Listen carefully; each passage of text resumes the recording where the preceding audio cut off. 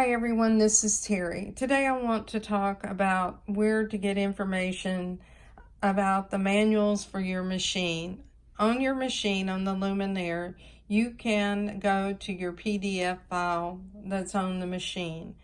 It's slow to move around, and on the machine you might be looking up a quick question, and it's great for that. But when I want to really seriously learn something, I like to sit down and read about it. Now, I have to admit that all of my books, almost every one of my books, and I read 3 or 4 books a week, are on a Kindle or an electronic device. So I really like electronic devices and electronic media simply because of the amount of space that it takes to store books. But when it comes to sewing, I buy printed books. I buy books that I can sit down at my machine and go through something because I like to do that. I like to have printed matter. So when I bought my dream machine, I got this really nice book. And it was printed on glossy paper. You can see on the side that there's these blue markers for each section. So if I wanted to go to a particular section, I could do that. And it's expensive for a company to produce this. Now, this book was out of date at the time of the first or second update, or it might have been out of date when upgrades came, because they have to add additional material. But did that matter to me? No, I printed them. So when it came to the Luminaire, I decided I wanted printed copies. And I can tell you that my copies are already out of date, because now there is version 4 of the PDF files, and I think they were produced in November of 2018. I found a copy company online that was called Cheaper Copies. Locally, it was very expensive to get something printed, and particularly when you want to have colored copies and you want it front and back and you want them to bind it and put it on 28-pound paper. Now, one of the things that you'll notice is that the edge of the page really is right here. And I didn't think about telling them to print this all the way to the edges. They could have probably done that and it might have looked good. There might have been bleed over so that it would be like my sewing manual. I just told them to take the PDF file and print it as is, and honestly, I'm very satisfied with it.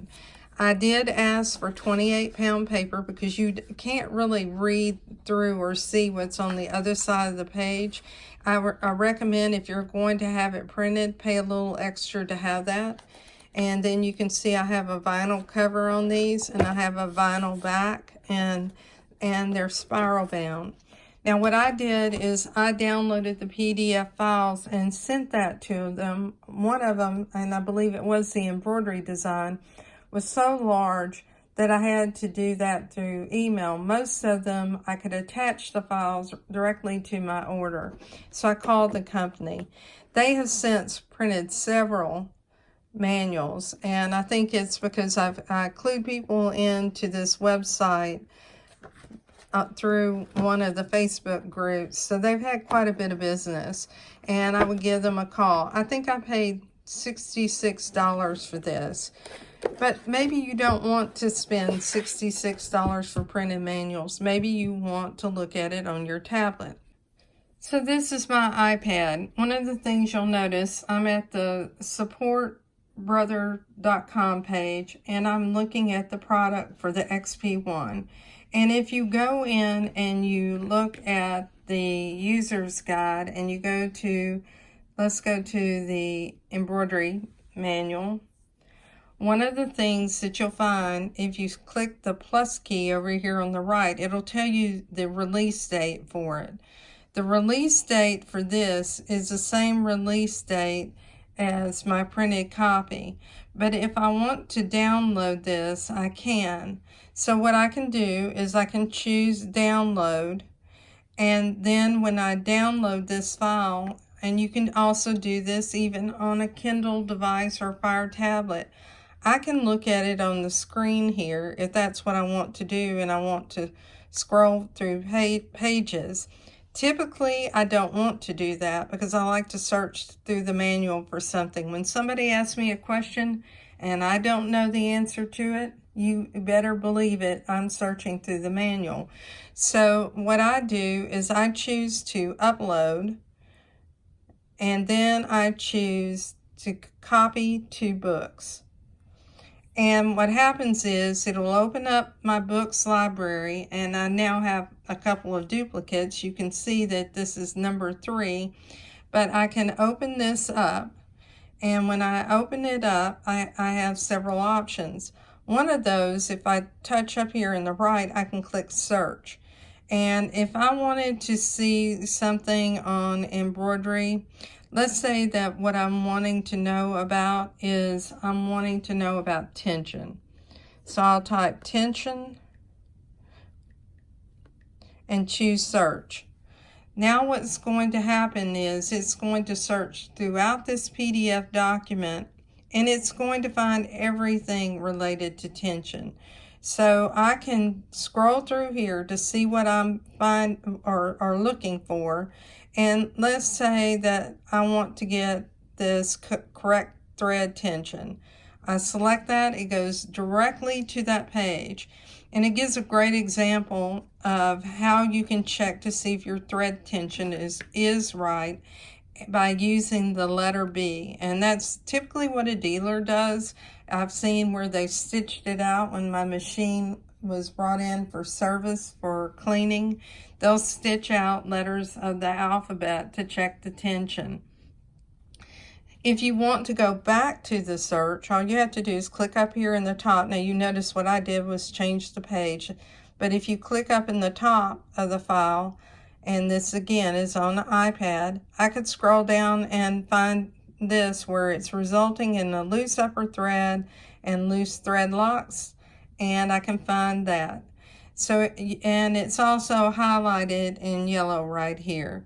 If I want to take a pen and I want to circle something just for myself, I can do that. Now, I don't really want to do that, so I'll choose undo. The other thing that I can do is I can make a page larger by just stretching it and reading, but now when I do this, I'm not going to be able to move page to page.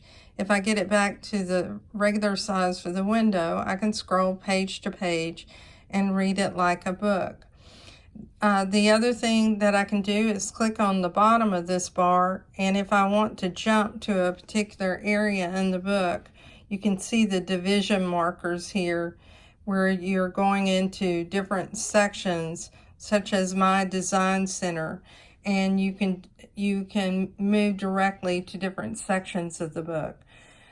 So if I were to tell you what do I look at the most, probably this PDF file, because it's backlit at night. It's easier for me to read with my old eyes than my printed copy.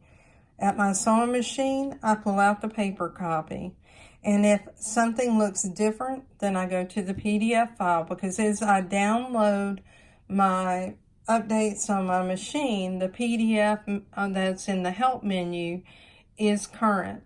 So I hope all these things are going to help you to look something up in your manual and to feel that you don't have to go out and get a printed manual. Most people have a tablet of some sort. I can also use this in my iPhone. So I have it in my iPhone. Of course, it's much smaller readings, so keep that in mind. Thanks and have a great day.